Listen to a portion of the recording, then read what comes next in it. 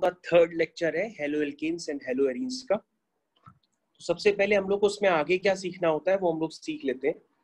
सबसे पहले हम लोग ने देखा था पिछले टर्न पे डाइएज़ोटाइजेशन रिएक्शन। तो जैसे आपके पास अगर बेंजीन रिंग होती है और बेंजीन पे NH2 लगा दे तो उसको हम लोग कहते हैं एनिलीन, उसका नाम होता है एनिलीन। और एनिलीन का जब हम डाइएज़ोटाइजेशन कर देते हैं in presence of NaNO2 plus HCl 0 से 5 डिग्री सेंटीग्रेड टेम्परेचर, इसको आप केल्विन में भी लिख सकते हैं। केल्विन में लिखेंगे तो आप लिखेंगे 273 से 278 केल्विन, ये भी आप लिख सकते हैं। तो इससे आपका जो प्रोडक्ट बनता है उसको कहते हैं बेंजीन डाइएजोनियम क्लोराइड N2+Cl-। तो this is known as diazotization reaction. तो आपको इस स्टेज पे अब डाइएज़ोटाइजेशन रिएक्शन जरूर पता होनी चाहिए। इसका नाम होता है एनिलीन और ये है, इसका नाम है benzene diazonium chloride, benzene diazonium chloride. तो ये बात आप लोगों को समझ में आनी चाहिए। अब आगे क्या करना होता है, आप ये जो बेंजीन डाइएजोनियम क्लोराइड है इससे कई तरह के प्रोडक्ट बना सकते हैं।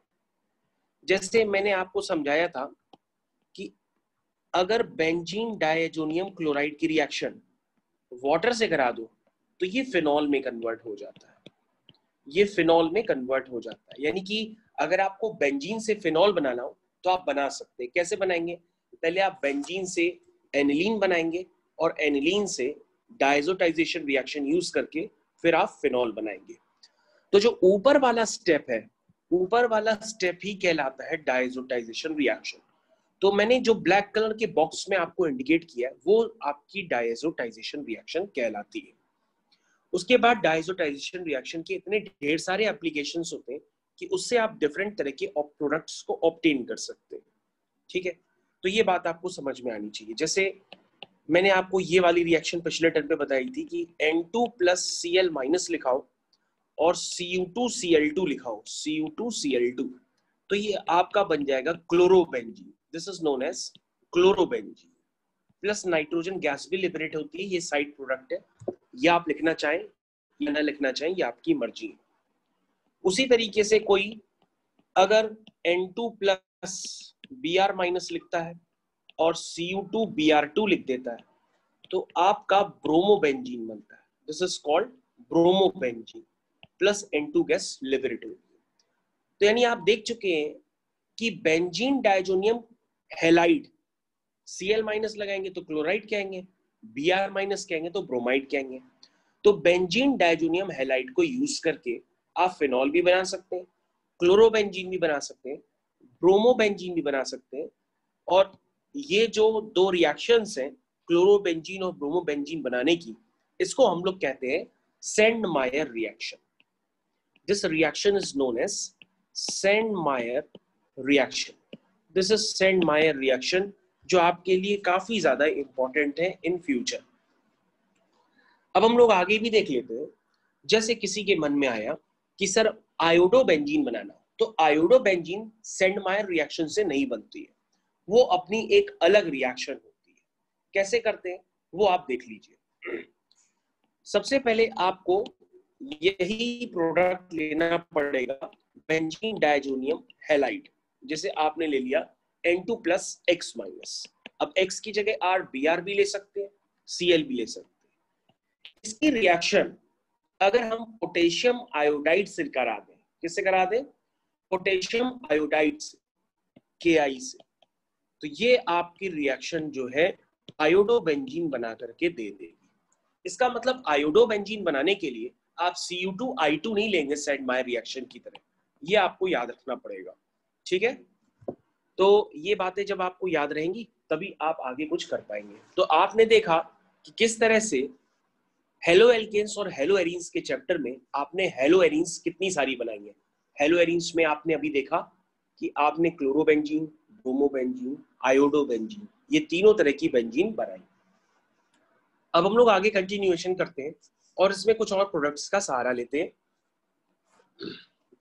देखिए अब आप क्या करेंगे, आप एल्कीन्स को यूज करके भी बना सकते हैं फ्रॉम एल्कीन्स।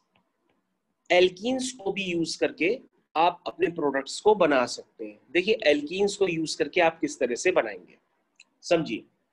जैसे आपने कोई एल्कीन ले ली, एल्कीन जैसे कि आपने ले ली सी डबल बॉन्ड सी सी, ये कोई एल्कीन है। अब टर्मिनल पोजीशन पे कोई भी ग्रुप आप अटैच कर सकते हैं। अगर आप इस तरह से अटैच कर रहे हैं तो उसका नाम होता है CH3 CH double bond CH single bond CH3। ये एक सिस प्रोडक्ट है, सिस एल्कीन भी कह सकते हैं, क्योंकि दोनों CH3 सेम साइड पे जब होते हैं, दो सेम ग्रुप सेम साइड में होते हैं तो उसके आगे सिस लगता है, और जब दो सेम ग्रुप अपोजिट साइड में होते हैं तो उसके आगे ट्रांस लगता है। तो आप इसको सिस एल्कीन भी कह सकते हैं या 2-ब्यूटीन भी कह सकते हैं, ये आपके ऊपर निर्भर करता है। अब प्रोडक्ट कैसे बनाएंगे, इसका प्रोडक्ट बनाना काफी आसान काम होता है। आप क्या करेंगे, इसकी HX से रिएक्शन कराते हैं। अब HX में HCl भी हो सकता है, Br भी हो सकता है। तो अगर आप ये रिएक्शन जैसे ही कराएंगे तो ये रिएक्शन आपको समझ में आने लगेगी। कैसे कराएंगे जरा समझिए। डबल बॉन्ड, यानी डबल बॉन्ड में दो बॉन्ड होते हैं, एक सिंगल बॉन्ड यानी सिग्मा बॉन्ड और एक होता है पाई बॉन्ड। तो पाई बॉन्ड वीक होता है इस कंपैरिजन टू सिग्मा बॉन्ड। तो पाई बॉन्ड ब्रेक हो जाता है और प्रोडक्ट का फॉर्मेशन हो जाता है, ठीक है ना। तो यहां पर तो ऐसा कोई हाईफाई ऐसा कोई रूल लगा नहीं है, लेकिन अगर अनसैचुरेटेड सिस्टम में अगर एक जगह H ज्यादा हो एक जगह H कम हो तो नेगेटिव पार्ट वहां जाता है जहां पर H कम होते हैं। इस रूल को हम आपको ऑलरेडी सिखा चुके हैं, उसको हम मार्कोनिकॉफ रूल के नाम से भी जानते हैं। मार्कोनिकॉफ रूल ये कहता है कि नेगेटिव पार्ट वहां अटैच होता है जहां पर H कम होते हैं। तो यहाँ पे तो ऐसा कुछ है नहीं, तो इसलिए यहाँ पर एक जगह अभी आप H जोड़ सकते हैं और एक जगह अभी आप X जोड़ सकते हैं। इसमें कोई हाईफाई रूल काम नहीं कर रहा। लेकिन अगर आप इस रूल को, मार्कोनिकॉफ रूल अगर भूल गए, इसको आप समझना चाहें तो आप इसको समझ भी सकते हैं, क्योंकि ये सेम रूल आयोडीन के लिए भी अप्लाई होता है। तो मैं आपको आयोडीन के लिए अप्लाई करके दिखाता हूँ। तो आप यहाँ पे करेंगे कि HI का नेगेटिव पार्ट क्या होगा, H प्लस I माइनस, यानी कि I माइनस नेगेटिव पार्ट है। अब I माइनस यहाँ पर वहां जाकर अटैच होगा जहां पर H कम होंगे। तो इस सिस्टम में H कहाँ कम है, CH के पास एक H है और CH2 के पास दो H है। तो इसका मतलब वो I जो वाला नेगेटिव पार्ट, यानी वो कहाँ जुड़ेगा, जहां पर H कम होंगे, यानी कि I वाला नेगेटिव पार्ट यहाँ पर जाकर के जुड़ेगा। तो ये बात आपको क्लियर होना चाहिए। और अगर आप I को दूसरी जगह जोड़ देते हैं तो वो आपका माइनर प्रोडक्ट होगा, ये आपका मेजर प्रोडक्ट है। ये बात आपको समझ में आनी चाहिए। तो आई थिंक सभी बच्चों को ये बात समझ में आ गई होगी यहाँ तक। तो अब आप समझ चुके हैं कि एल्कीन्स को भी यूज करके आप हेलो एल्कीन्स को बना सकते हैं। ये बात आपको समझ में आनी चाहिए, ठीक है। अब आगे देखते हैं एडिशन ऑफ हेलोजेंस। हेडिंग डालते हैं addition of halogens. Addition of halogens. तो एडिशन ऑफ हेलोजेंस, इसको हम किस तरह से कंसेप्ट को यूज करेंगे। देखिए ऐसा होता है कि अगर हम इसमें कुछ बातों को आपको समझा दें या दिखवा दें तो आपको ज्यादा काम आएंगी। तो आप लिख लीजिए, सबसे पहले लिखिए हमारे साथ, आप लिख लीजिए, लिखिए एडिशन, लिखिए addition of bromine, addition of bromine in CCl4, in CCl4 carbon tetrachloride to an alkene resulting in discharge of reddish brown color,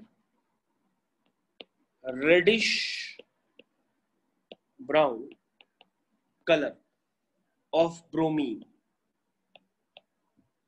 of bromine, ठीक है, constitutes an important method for detection of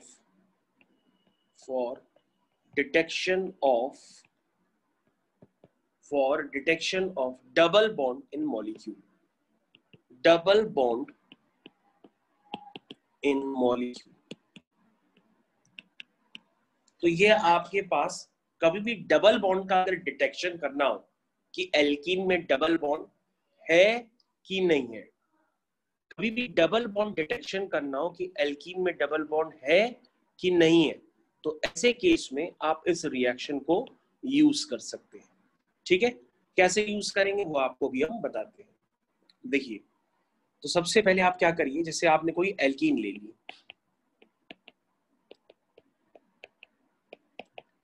इसकी आपने Br2CCl4 carbon tetrachloride से reaction कराई, तो क्या होगा, Br2 का एक Br यहां जुड़ जाता है और Br2 का एक Br यहां जुड़ जाता है। This is the product. तो कभी भी एल्कीन में आपको डिटेक्ट करना हो कि डबल बॉन्ड है कि नहीं है, तो इस रिएक्शन को आप यूज कर सकते हैं डिटेक्शन ऑफ डबल बॉन्ड के लिए। ठीक है, तो इसमें जो प्रोडक्ट बनता है वो रेडिश ब्राउन कलर का प्रोडक्ट बनता है। तो ये रिएक्शन आपको समझ में आनी चाहिए, जिसको हम लोग आगे फर्दर अभी यूज करेंगे। अब हम लोग नेक्स्ट रिएक्शन की तरफ चलते हैं। नेक्स्ट रिएक्शन का नाम है फिंकल-स्टीन रिएक्शन। नेक्स्ट रिएक्शन का नाम है फिंकल-स्टीन रिएक्शन। देखिए, फिंकल-स्टीन रिएक्शन को हम किस तरह से समझते हैं, फिंकल-स्टीन रिएक्शन को हम किस तरह से समझते हैं, जरा ध्यान दीजिएगा। अब आप देखने जा रहे हैं फिंकल-स्टीन रिएक्शन।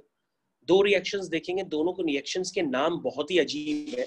हो सकता है ये नाम आपको काफी अजीब लग रहा हो, लेकिन आपको समझना तो पड़ेगा ही। देखिए क्या होता है,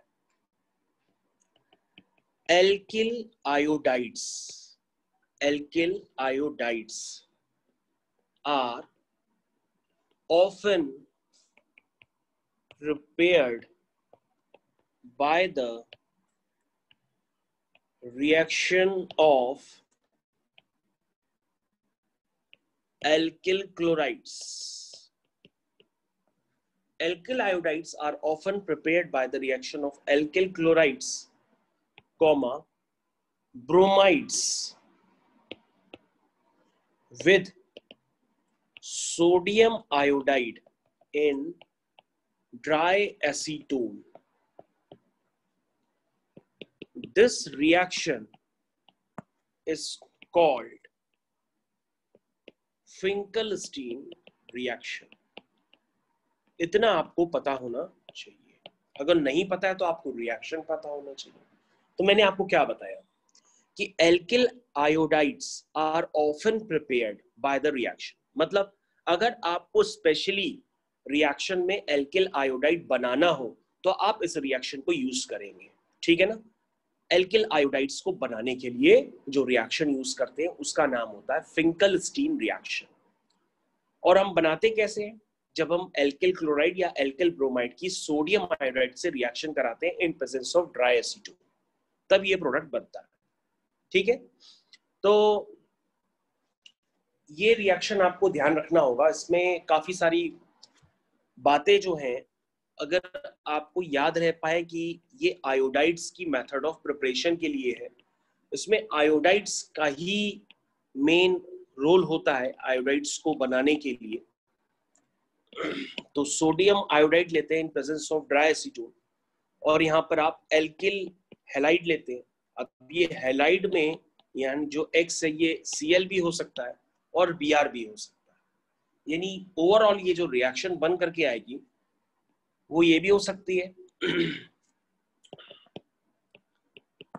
RCl plus NaI sodium iodide in presence of dry acetone, आपका प्रोडक्ट बन गया Ri प्लस Ri, देखो बन गया आपका प्रोडक्ट। उसके बाद NaCl, उसी तरीके से आप RBr भी ले सकते हो, sodium iodide in presence of dry acetone.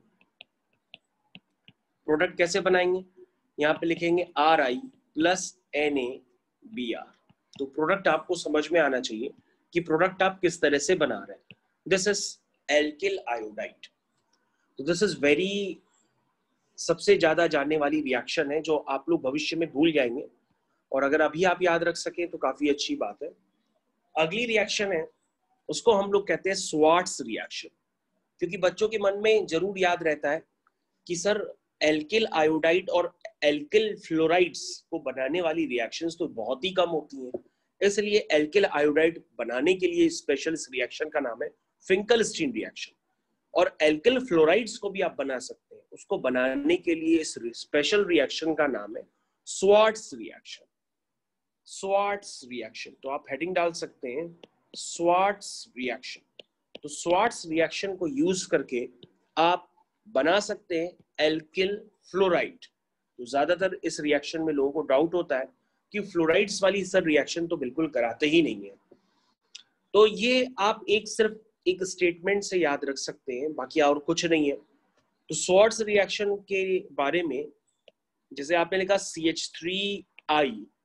CH3Br, आपने एक एल्किल क्लोराइड या एल्किल ब्रोमाइड ले लिया, इसकी रिएक्शन करा दी सिल्वर फ्लोराइड से, तो यहां बनता है CH3F, ये देखो एल्किल फ्लोराइड बन गया, प्लस AgBr बाहर निकल गया। This is like double displacement reaction. ठीक है, तो ये आपको याद रखना पड़ेगा अगर आप याद रख पाए, बल्कि मैं आपको लिखवा देता हूं कुछ बातों को, आप याद रख पाए तो और भी अच्छी बात है। The synthesis of alkyl fluorides. The synthesis of alkyl fluorides is best accomplished by heating an alkyl chloride or bromide in presence of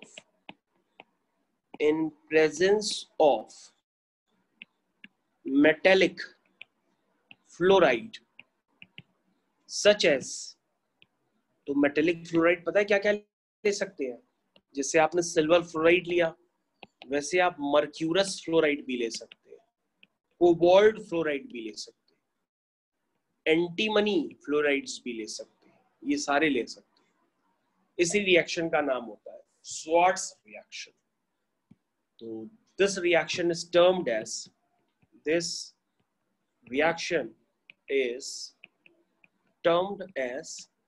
Swarts reaction. इसको स्वार्ट्स रिएक्शन के नाम से हम जानते हैं।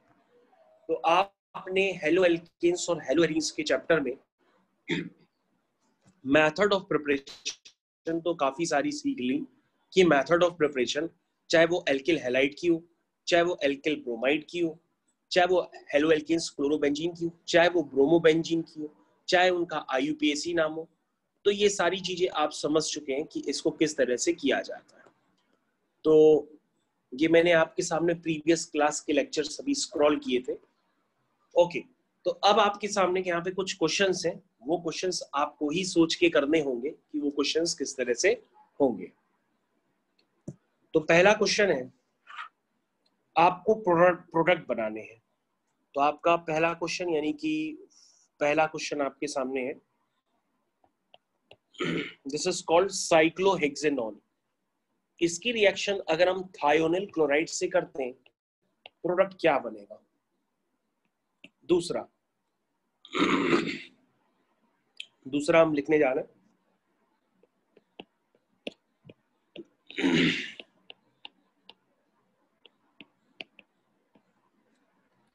इसकी रिएक्शन अगर हम HCl से करेंगे, प्रोडक्ट क्या बनेगा? तीसरा,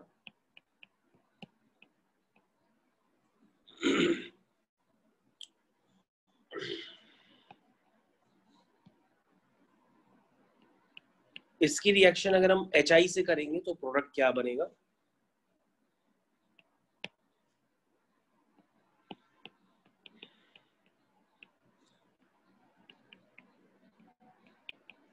इसमें क्या प्रोडक्ट बनेगा?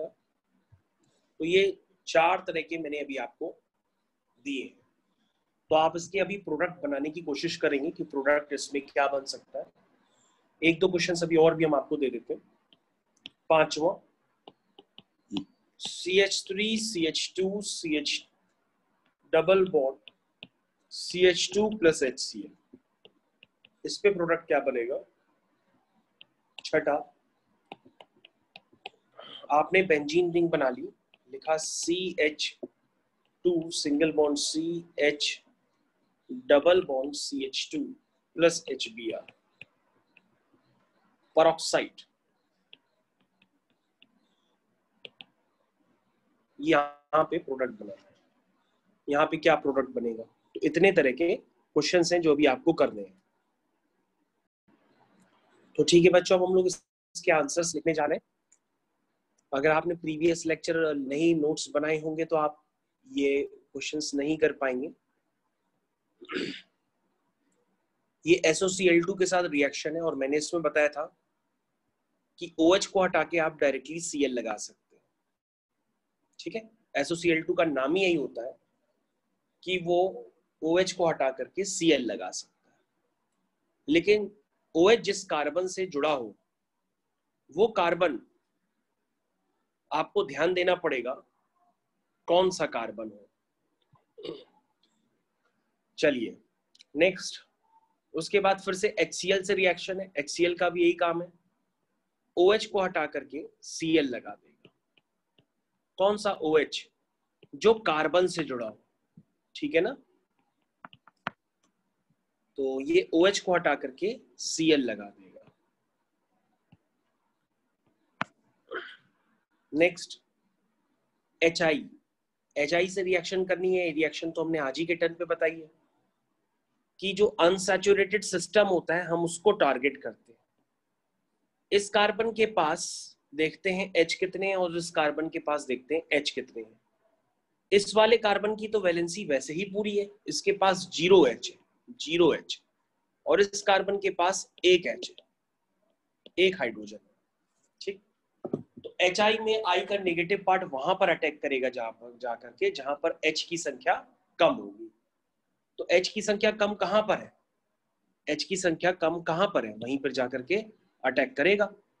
तो यहां पर ये जो HI है, ये आज ही की रिएक्शन मैंने आपको बताई थी। तो यहां पर I जाके अटैच होगा क्योंकि यहाँ पर H एक भी नहीं है, 0H है यहाँ पर। ठीक है ना, यहाँ पे क्या है, 0H है, कोई भी H नहीं। तो आपको ये बात याद रखनी होगी। इस तरह से आप प्रोडक्ट का फॉर्मेशन कर सकते हैं। तो एक जगह I लग गया जहां पर H कम थे और जहां पर H ज्यादा है वहां पर H लग गया। ठीक है, तो उसको हम लोग कहते हैं मोरकोनिकॉफ रूल। तो मोरकोनिकॉफ रूल से प्रोडक्ट बना। इसके आगे वाली रिएक्शन, इसको हम लोग कहते हैं फिंकलस्टीन रिएक्शन। ये भी मैंने आपको आज ही बताई है और ये एल्किल आयोडाइड्स की मेथड ऑफ प्रिपरेशन है। तो मैंने आपको तो ऑलरेडी ये बता दिया है, ये प्रोडक्ट बन करके तैयार। इसके आगे ये वाली रिएक्शन मैंने आपको आज बताई है। HCl में Cl वहां जाकर के जुड़ेगा जहां पर H कम हो। तो इस वाले सिस्टम में आप देख लीजिए H कहां पर कम है। तो इस वाले कार्बन में H कम है और उधर H ज्यादा है। तो Cl कहां जुड़ेगा, CH3 CH2 CH Cl, और ये हो गया CH3। इसके बाद जब मैंने आपको बताया था परऑक्साइड की प्रेजेंस होगी तो एंटी मोरकोनिकॉफ रूल लगेगा, यानी नेगेटिव पार्ट वहां जुड़ेगा जहां पर H ज्यादा होंगे। तो ये भी रूल हम आपको सिखा चुके हैं कि अगर परऑक्साइड की प्रेजेंस होगी तो H Br वहां जुड़ेगा, नेगेटिव पार्ट वहां जुड़ता है जहां पर H की संख्या ज्यादा होगी। तो इस सिस्टम में यहाँ पर 1H है और यहाँ पर आपके पास 2H है। तो दूसरा वाला जो कार्बन है वहां पर जाकर के Br जुड़ेगा क्योंकि यहाँ पर क्या लिखा हुआ है, परऑक्साइड लिखा है। तो परऑक्साइड की प्रेजेंस में एंटी मोरकोनिकॉफ रूल लगता है। ये बात आपको याद रखनी होगी। उसके बाद अब हम लोग को कंपैरिजन करना है बॉइलिंग पॉइंट्स का, यानी कि हम लोग क्या पढ़ने जा रहे हैं, फिजिकल प्रॉपर्टीज में बॉइलिंग पॉइंट्स। तो सबसे पहले हम लोग फिजिकल प्रॉपर्टीज में पढ़ने जा रहे हैं boiling points. This is physical properties.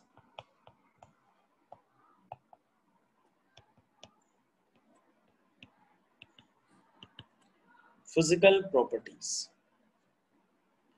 तो आपके पास यहां पर जैसा कि मैंने आपको बताया है कि मॉलिक्यूलर वेट कंपाउंड का जितना ज्यादा बढ़ता चला जाएगा उसमें नंबर ऑफ बॉन्ड्स का फॉर्मेशन बढ़ता चला जाएगा। जितने ज्यादा नंबर ऑफ बॉन्ड्स होंगे उतना ज्यादा टेम्परेचर चाहिए होगा उन बॉन्ड्स को ब्रेक करने के लिए। तो ये डिपेंड करता है किस पे, मॉलिक्यूलर वेट पे डिपेंड करता है बॉइलिंग पॉइंट। और यदि कंपाउंड में हाइड्रोजन बॉन्डिंग है तो बॉइलिंग पॉइंट तो ओवरऑल मॉलिक्यूलर वेट बढ़ने की वजह से और ज्यादा इंक्रीज कर जाता है। जैसे वाटर का फॉर्मूला दिखता सिर्फ वाटर है, लेकिन वाटर में क्या होती है, हाइड्रोजन बॉन्डिंग होती है। मिथेनॉल में क्या होती है, हाइड्रोजन बॉन्डिंग होती है। तो हाइड्रोजन बॉन्डिंग सुपीरियस्ट हो जाती है, यानी इसकी वजह से मॉलिक्यूल्स एक दूसरे से इंटरमॉलिक्यूलर हाइड्रोजन बॉन्डिंग के द्वारा जुड़ते चले जाते हैं और कंपाउंड का मॉलिक्यूलर वेट इंक्रीज कर जाता है। तो जहां पर हाइड्रोजन बॉन्डिंग होगी वहां पे तो ऑटोमेटिक सबसे ज्यादा बॉइलिंग पॉइंट होता है। उसके बाद मैंने आपको ये भी सिखाया था कि मान लीजिए आपके पास आइसोमर बन जाए। जैसे मान लीजिए आपने ब्यूटेन है, ब्यूटेन के आपने मोनोक्लोरोनेशन कर दिया। जैसे आपने पिछले टर्म पे पेंटेन का किया था, मैंने ब्यूटेन का कर दिया। तो ब्यूटेन का जब मोनोक्लोरोनेशन करेंगे तो उसमें कितनी जगह बीआर अटैच हो सकता है, वो आप बीआर एक बार अटैच करके देख लीजिए और फिर इनके बॉइलिंग पॉइंट्स को कंपेयर करिए। क्योंकि मैंने बताया था कि जब मॉलिक्यूलर फॉर्मूला सेम हो और स्ट्रक्चर अलग अलग हो तो उनको कहते हैं आइसोमर। और आइसोमर के केस में तीनों का ही मॉलिक्यूलर वेट सेम होगा और ऐसे केस में हाइड्रोजन बॉन्डिंग भी नहीं है। तो आप बॉइलिंग पॉइंट को किस तरह से कंपेयर करेंगे, तो मैंने बताया था जो कंपाउंड जितना ज्यादा ब्रांच हो जाएगा उसका बॉइलिंग पॉइंट उतना ज्यादा कम होगा। ये आपको ध्यान देना होगा। तो आपका ये ए है, ये बी है, ये सी है।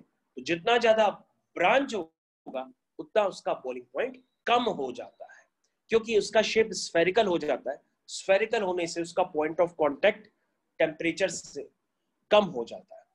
तो आपको याद रखना होगा डायरेक्टली इसको शॉर्टकट कि जितना ज्यादा ब्रांच होगा उतना उसका कम बॉइलिंग पॉइंट होगा।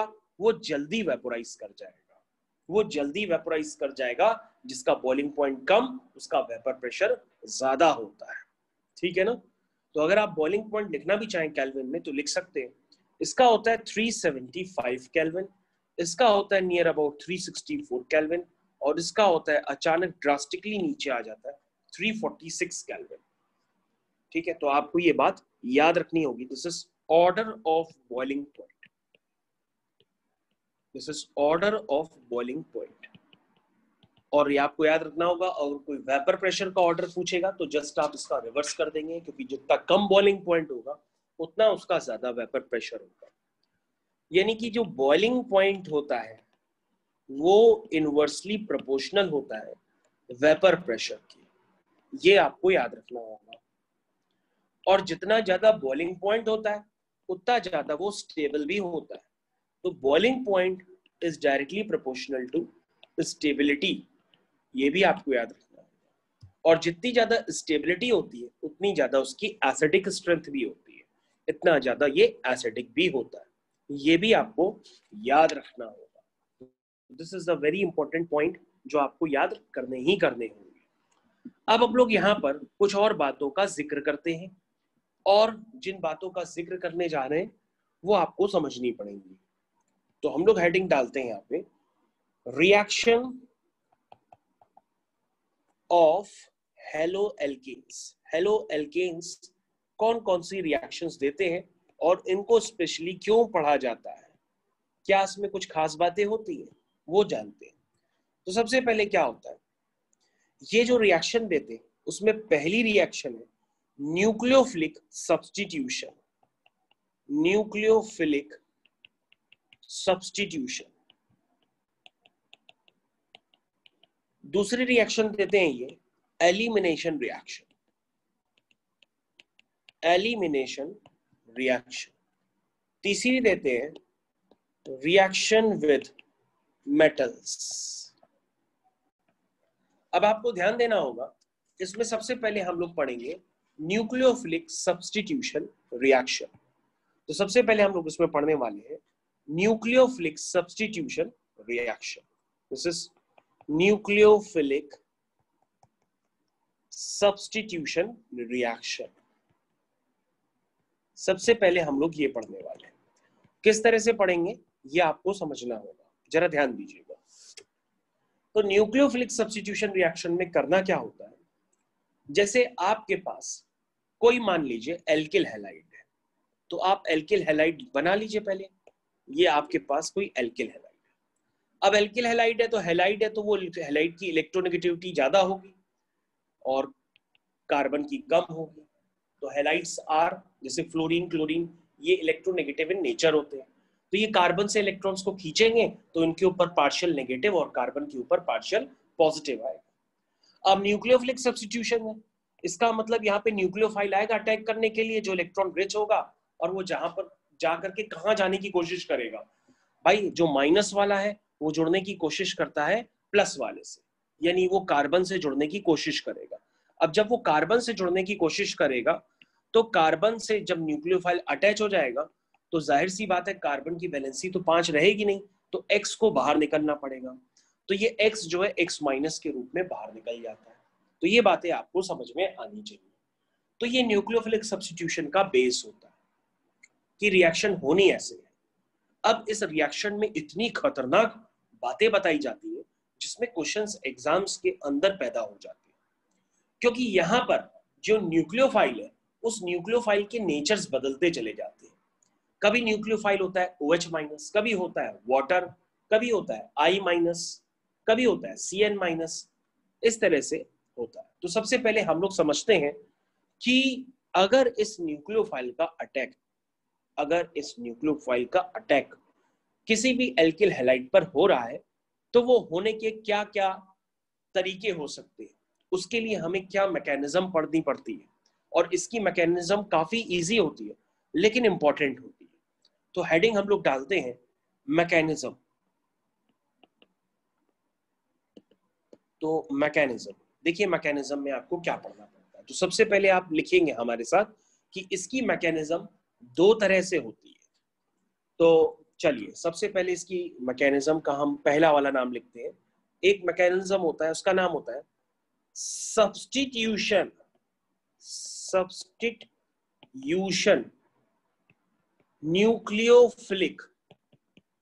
न्यूक्लियोफिलिक बाईमोलिकुलर, जिसको हम लोग कहते हैं SN2। ध्यान दीजिएगा, सब्स्टिट्यूशन न्यूक्लियोफिलिक बाईमोलिकुलर, जिसको उसे कहते हैं SN2। ठीक है, तो SN2 कहते हैं। तो 2 तरह की मैकेनिज्म होती है न्यूक्लियोफिलिक सब्स्टिट्यूशन में, एक होता है SN2 और एक मैकेनिज्म होती है SN1। अब एग्जाम में SN2 और SN1 में आपको अंतर पता होना चाहिए कि जब न्यूक्लियोफिलिक सब्स्टिट्यूशन SN2 हो रही होगी और SN1 हो रही होगी तो उनमें क्या अंतर होता है। तो आपको ध्यान रखना होगा, SN2 रिएक्शन को SN2 रिएक्शन इसलिए कहते हैं क्योंकि इस रिएक्शन का रेट 2 बातों पे निर्भर करता है। SN1 को SN1 इसलिए कहते हैं क्योंकि इस रिएक्शन का रेट एक बात पे निर्भर करता है। SN2 में जो इंटरमीडिएट बनता है, इंटरमीडिएट वो होते हैं जो नहीं रिएक्टेंट होते हैं नहीं प्रोडक्ट होते हैं, वो बीच की कड़ी होती है। तो SN2 रिएक्शन में जो इंटरमीडिएट बनता है वो नहीं कार्बोकैटायन होता है नहीं कार्बोएनायन होता है, बीच में जो स्टेज बनती है उसको हम लोग कहते हैं ट्रांजिशन स्टेट। क्या बनते हैं? Transition state. लेकिन SN1 मैकेनिज्म जो होती है उसमें जो इंटरमीडिएट बनता है उसका नाम होता है कार्बोकैटायन। तो कुल मिलाकर के आपको यहाँ पे समझना पड़ेगा कि SN2 रिएक्शन फेवरेबल किसके लिए है? प्राइमरी एल्किल हैलाइड्स के लिए। SN1 रिएक्शन फेवरेबल किसके लिए है? टर्शियरी एल्किल हैलाइड्स के लिए। अब इतनी बातें जो मैं बोलते चला जा रहा हूं, इतनी बातों को अगर हम समझना चाहें तो हम समझ भी सकते हैं। सबसे पहले आपने हेडिंग डाल रखी है न्यूक्लियोफिलिक सब्स्टिट्यूशन बाईमोलिकुलर, यानी कि SN2। देखिए रिएक्शन होती कैसे है, आप सबको ध्यान से देखना पड़ेगा। तो ये है CH3Cl। तो ये तो सभी लोग जानते हैं कि मीथेन में CH4 में ये जितने भी बॉन्ड्स होते हैं CH बॉन्ड्स, ये सब अलग अलग प्लेन में लाई करते हैं, तभी बॉन्ड एंगल 109 डिग्री 28 मिनट्स होता है। तो अगर आप इन बॉन्ड्स को अलग अलग प्लेन में दिखाना भी चाहें तो आप प्लेन में अलग अलग दिखा भी सकते हैं, या अगले स्टेप में मैं आपको दिखा भी सकता हूं। अलग अलग प्लेन में दिखाने के लिए आपको बॉन्ड्स का कलर वगैरह चेंज करना पड़ता है, एक को मोटा कर दो, एक को पतला कर दो, एक को डैश डैश कर दो, तो उससे पता पड़ता है कि ये तीनों बॉन्ड्स आइडेंटिकल नहीं है, ये अलग अलग प्लेन में। अब इसमें क्या होता है, OH माइनस, मैंने कहा था ना न्यूक्लियोफिलिक सब्स्टिट्यूशन है, तो न्यूक्लियोफाइल का अटैक होगा। तो जैसे मैंने यहाँ न्यूक्लियोफाइल का अटैक किया, अब तुमने इसमें खास बात देखी होगी कि इसमें मैं न्यूक्लियोफाइल का अटैक करा तो रहा हूं, लेकिन मैं पीछे से अटैक करा रहा हूं, आगे से अटैक नहीं करा रहा हूं। आगे से क्यों नहीं अटैक करा रहा हूं? क्योंकि आगे से Cl है, और Cl के पास क्या होते हैं, लोन पेयर्स होते हैं, और आगे से अगर OH माइनस अटैक करने जाएगा तो OH माइनस के पास भी क्या है, लोन पेयर है, तो आगे से लोन पेयर रिपल्शन होगा, और रिपल्शन की वजह से प्रोडक्ट का फॉर्मेशन में प्रॉब्लम क्रिएट होगी। इसलिए OH माइनस आगे से अटैक ना करके पीछे से अटैक करता है, इसीलिए ये रिएक्शन हो जाती है खास। अब इसमें क्या बनती है, एक ट्रांजिशन स्टेट होती है। ट्रांजिशन स्टेट में क्या होता है, ट्रांजिशन स्टेट में ये देखने के लिए मिलता है कि पीछे वाला OH धीरे धीरे धीरे धीरे जुड़ रहा है, और आगे वाला Cl धीरे धीरे धीरे धीरे धीरे बाहर निकल रहा है। इस स्टेज को हम लोग कहते हैं ट्रांजिशन स्टेट। और ये जो SN2 रिएक्शन है ये एक ही स्टेप में होती है, ये एक ही स्टेप अभी चल रहा है, इसलिए इस स्टेप के आगे जो अगला स्टेप आएगा उसमें क्या होता है अचानक कि धीरे धीरे जैसे Cl बाहर निकल रहा था, अब वो अगले स्टेप में यानी कि इसी के साथ वाले स्टेप में क्या होता है, OH पीछे से अटैच हो जाता है और Cl माइनस बाहर निकल जाता है। तो this is called SN2 reaction. तो आपको ध्यान देना होगा कि SN2 रिएक्शन में आपने क्या देखने को मिला है, SN2 रिएक्शन में क्या देखने को मिला है, ये आपको समझना पड़ेगा। क्या मिला है, ये रिएक्शन एक सिंगल स्टेप में होती है, इसमें ट्रांजिशन स्टेट बनती है, ये प्राइमरी एल्किल हैलाइड्स के लिए फेवरेबल होती है, इसमें जो प्रोडक्ट बनता है वो इन्वर्टेड प्रोडक्ट बनता है। इन्वर्टेड का मतलब OH अगर आगे से जुड़ता तो उसको हम रिटेंशन कहते हैं, OH आगे से नहीं जुड़ के पीछे से जुड़ रहा है, इसलिए हम इसको इन्वर्टेड प्रोडक्ट भी कहते हैं। और इन्वर्टेड प्रोडक्ट को सबसे पहले जिस साइंटिस्ट ने देखा था उस साइंटिस्ट का नाम था वॉल्डन, इसलिए हम इसको वॉल्डन इन्वर्जन के नाम से भी जानते हैं। This is known as Walden inversion, इसको हम वॉल्डन इन्वर्जन के नाम से भी जानते हैं। तो ये बात आपको समझनी पड़ेगी। और एक बात मैं आपको फिर से एक्सप्लेन कर देता हूं कि ये रिएक्शन प्राइमरी एल्किल हैलाइड्स के लिए फेवरेबल क्यों है, टर्शियरी के लिए फेवरेबल क्यों नहीं होती, उसमें प्रोडक्ट की यील्ड क्यों कम हो जाती है, टर्शियरी एल्किल हैलाइड न्यूक्लियोफाइल से क्यों नहीं अटैक करना चाहता।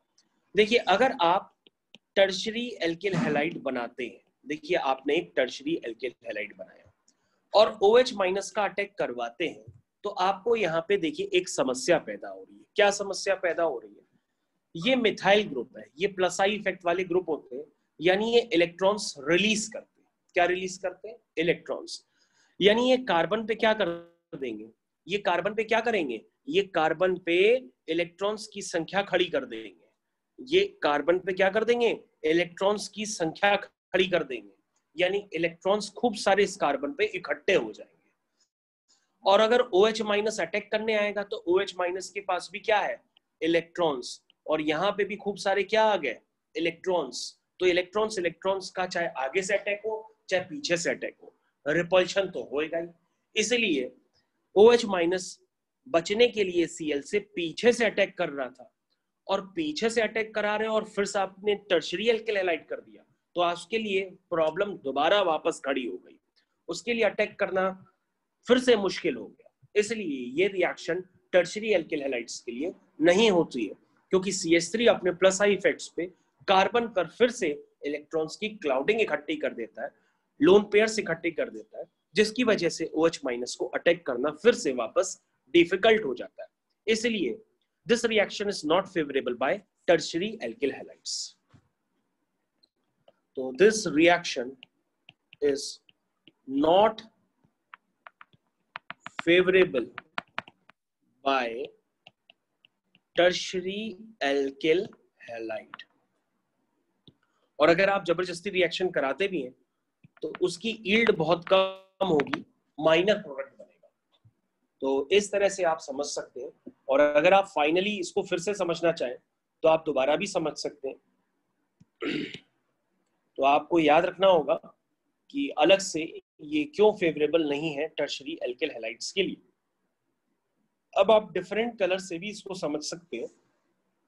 एक सिंगल स्टेप में भी ये रिएक्शन देखिए मैं किस तरह से करके दिखा रहा हूं।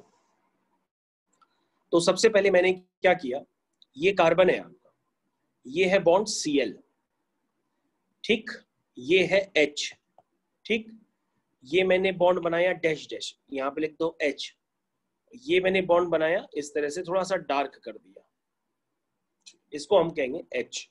तो आप देख सकते हैं मैंने कार्बन से जुड़े तीनों हाइड्रोजन्स अलग अलग बॉन्ड से दिखाए हैं। अब OH माइनस का पीछे से अटैक होता है, जब अटैक होगा तो रिएक्शन कुछ इस तरह से आपको नजर आएगी। ये कार्बन है, इसके साथ एक H जुड़ा हुआ है, इसके साथ एक हाइड्रोजन जुड़ा हुआ है, इसके साथ फिर एक दूसरा हाइड्रोजन भी जुड़ा हुआ है, और पीछे से क्या देखने को मिल रहा है कि OH धीरे धीरे जुड़ रहा है और आगे से Cl धीरे धीरे बाहर निकल रहा है। तो ये बात आपको समझ में आनी चाहिए। और फाइनली क्या होता है, आपका प्रोडक्ट बन करके तैयार हो जाता है। इस प्रोडक्ट को हम लोग कहते हैं इन्वर्टेड प्रोडक्ट, क्योंकि OH कहां से जुड़ा है, पीछे से जाकर के जुड़ा है, इसलिए हम इसको इन्वर्टेड प्रोडक्ट भी कहते हैं। और जब आप पढ़ेंगे तो आपको इस तरह के कलरफुल डायग्राम्स काफी देखने को मिलेंगे। तो this reaction is known as SN2, और ये SN2 मैकेनिज्म को लिखने का तरीका होता है। तो SN2 मैकेनिज्म कौन देता है, एल्किल हैलाइड्स देते हैं, ठीक है। और ये किसके अंदर आता है, न्यूक्लियोफिलिक सब्स्टिट्यूशन रिएक्शन।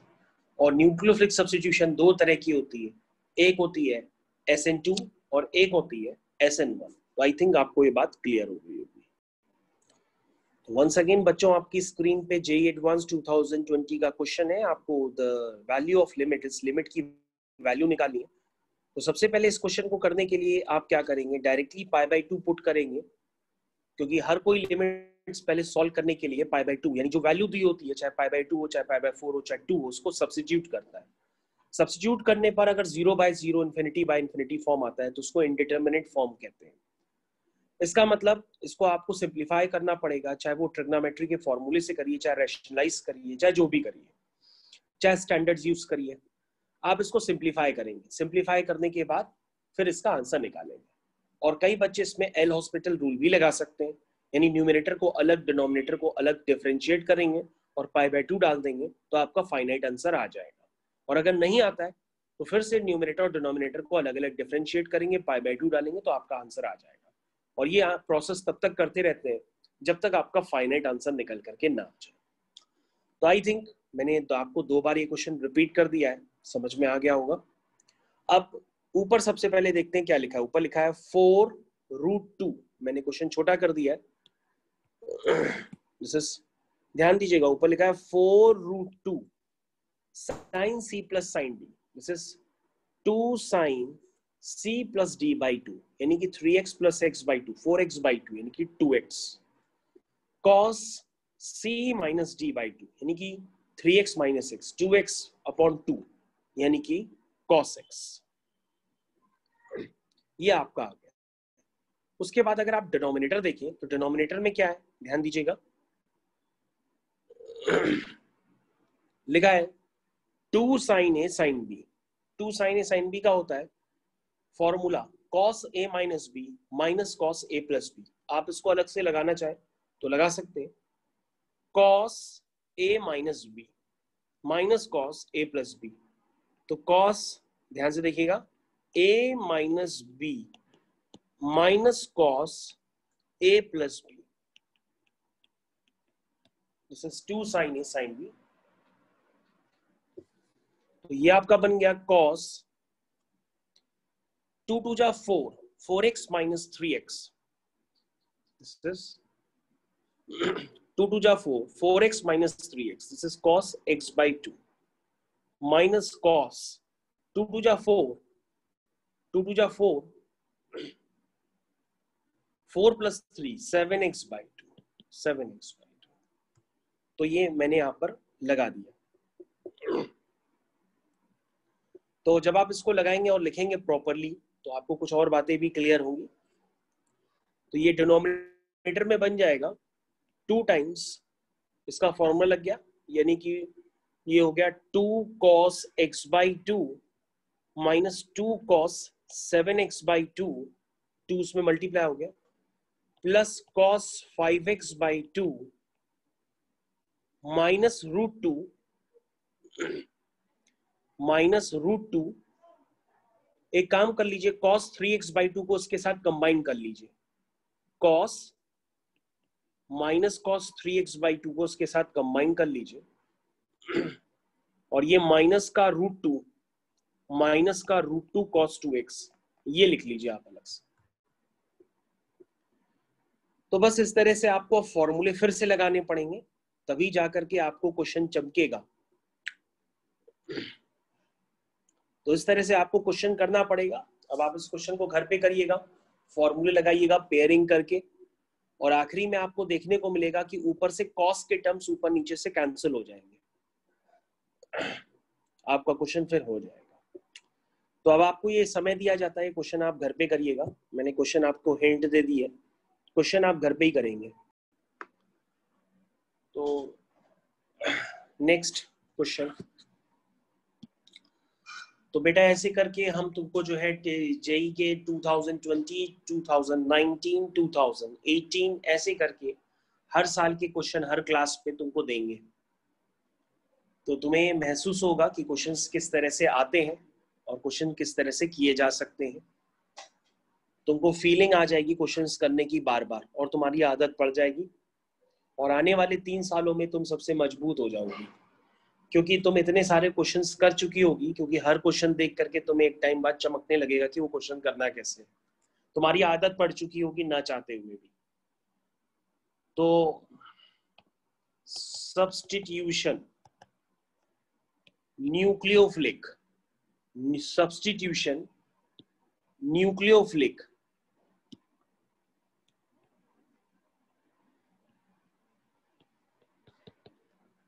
यूनिमोलिकुलर। तो मैं इतनी देरी से ये जो गला फाड़ करके SN1 SN2 बार बार चिल्ला रहा हूं, तो मैं आपको दिखाऊंगा कि SN1 SN2 को यूज करके जेई मेंस और जेई एडवांस में क्वेश्चंस बने हुए हैं ऑलरेडी, और वो क्वेश्चन सिर्फ इतने ही कंसेप्ट पे हैं जो मैंने तुमको कंसेप्ट अपनी इतनी देर तक समझाए SN2 के, और अभी हम SN1 के बताने जा रहे हैं। अब ये डिपेंड करता है कि आपको ये कंसेप्ट कितने एग्जाम में याद आते हैं, और ये सिर्फ जेई मेंस और जेई एडवांस छोड़ो, ये तुम्हारे क्लास 12th बोर्ड्स में भी आते हैं। अगर आपको भरोसा ना हो तो आप क्लास 12th के पेपर्स उठा के देख लीजिए, कोई भी 2-3 साल के, आपको SN1 SN2 मैकेनिज्म मिल जाएगी। तो उससे तो आपको अंदाजा पड़ ही जाएगा कि ये तो कितनी जगह आने वाला है ऑलरेडी। इसलिए लेक्चर्स को दोबारा लिखना बहुत इंपॉर्टेंट होता है, इसलिए कहा जाता है कि लेक्चर्स को दोबारा लिखिए, नहीं लिखेंगे तो फिर भूल जाएंगे। तो सबसे पहले आप मेन पॉइंट्स याद रखिए कि ये SN1 होती है, इसको SN1 इसलिए कहते हैं क्योंकि इस रिएक्शन का रेट सिर्फ एक बात पे निर्भर करता है। तो वो एक बात कौन सी होती है वो मैंने अभी आपको SN2 और SN1 दोनों में आपको बताता हूँ। SN2 में रिएक्शन का रेट 2 बातों पे निर्भर करता है। वो 2 बातें होती हैं, एक एल्किल हैलाइड की कॉन्सेंट्रेशन, आप पीछे चाहें तो लिख सकते हैं कि SN2 में जो रिएक्शन का रेट है वो डिपेंड करता है एक एल्किल हैलाइड की कॉन्सेंट्रेशन और एक OH माइनस की कॉन्सेंट्रेशन, दोनों पे डिपेंड करता है। इसलिए हम इसको क्या कहते हैं, इसको हम कहते हैं SN2, और पीछे वाली यानी जो अभी मैंने लिखी उसको हम SN1 कहते हैं, क्योंकि इस रिएक्शन का रेट सिर्फ एक बात पे निर्भर करता है, और वो है एल्किल हैलाइड की कॉन्सेंट्रेशन पे। वो डिपेंड करता है एल्किल हैलाइड की कॉन्सेंट्रेशन RX या CH3X, इसलिए हम इसको SN1 कहते हैं। अगला, ये रिएक्शन 2 स्टेप्स में होती है, इसमें इंटरमीडिएट में कार्बोकैटायन बनता है। इस रिएक्शन में जैसे पहले वाली रिएक्शन SN2 वो प्राइमरी एल्किल हैलाइड्स के लिए फेवरेबल थी, ये टर्शरी एल्किल हैलाइड्स के लिए फेवरेबल होती है। उसमें इन्वर्जन होता है SN2 में, इसमें किसी भी तरह का कोई इन्वर्जन नहीं होता है, सीधे सीधे प्रोडक्ट बनता है। तो पहले आप समझ लीजिए, तो this is CBr CH3 CH3 CH3 और OH माइनस। तो आप देख सकते हैं OH माइनस का अटैक हो रहा है और उसमें प्रोडक्ट जो बनता है वो बनता है CH3 का whole thrice COH plus Br minus. अब आप इसको समझ लीजिए कि कैसे करना है, इसकी मैकेनिज्म आप समझ लीजिए। मैकेनिज्म, तो सबसे पहले लिखिए C, तो ये है Br CH3 CH3 CH3। तो सबसे पहले क्या होता है, सबसे पहले स्टेप 1 देखिए, स्टेप 1 में क्या होता है। स्टेप 1 में रिएक्शन जो होती है वो रिवर्सिबल होती है। ये जो बॉन्ड है ना, ये वाला बॉन्ड जो C और Br के बीच में बॉन्ड है, ये बॉन्ड ब्रेक होता है और यहाँ पर कार्बोकैटायन बनता है। और ये जो कार्बोकैटायन है वो आप ऑलरेडी जानते हैं कि ये सबसे स्टेबल कार्बोकैटायन होता है, क्योंकि ये टर्शरी कार्बोकैटायन है। क्यों स्टेबल होता है? क्योंकि CH3 प्लस आई इफेक्ट से इलेक्ट्रॉन्स यानी नेगेटिव चार्ज को रिलीज करता है और प्लस को न्यूट्रलाइज कर देता है। तो यहाँ पे प्लस चार्ज सबसे ज्यादा न्यूट्रलाइज होता है टर्शरी कार्बोकैटायन में, इसलिए ये सबसे ज्यादा स्टेबल होता है। अब आप ध्यान से देखिए कि यहाँ पर CH3 CH3 CH3 plus OH minus, ये सेकेंड स्टेप आपका हो गया। और सेकेंड स्टेप में क्या होता है, ये OH माइनस आता है अटैक करने के लिए और प्लस और माइनस मिलकर के बॉन्ड बना लेते हैं। उसमें OH माइनस को पीछे आगे से कोई ऐसी जरूरत नहीं पड़ती आने के लिए और डायरेक्टली आपका प्रोडक्ट बन जाता है। तो this is the reaction in 2 step. ये होता है आपका स्टेप 1 और ये होता है step 2। And this reaction is favourable for tertiary alkyl halides, क्योंकि यहाँ पे टर्शरी कार्बोकैटायन जो बनता है उसकी स्टेबिलिटी सबसे ज्यादा होती है और रिएक्शन टोटली फॉरवर्ड चली जाती है। तो बात आपको याद रखनी होगी। इसको याद रखने के लिए हम एक तरीका भी आपको बता देते हैं। तो यहाँ पे लिख लीजिए आप CH3 का होल थ्राइस X, CH3 का होल ट्वाइस CHX, उसके बाद CH3X, ठीक है। तो ये एक ऑर्डर है, इस पे प्राइमरी, सेकेंडरी और टर्शरी एल्किल हैलाइड्स आपको क्लियर कट समझ में आ रहे होंगे।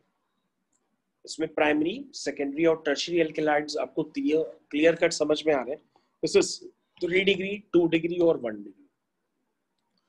तो अगर आप 2 तरह के एरो बना लें तो आपको हमेशा याद रहेगा कि कौन सी रिएक्शन किसके लिए फेवरेबल है। तो एक ऐसे बना लीजिए और एक ऐसे बना लीजिए। तो ये हो गई SN2 के लिए और नीचे वाली होगी SN1 के लिए।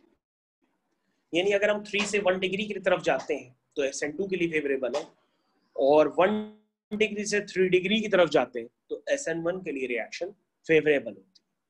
तो ये बात आपको याद रखनी होगी और बहुत समय तक याद रखनी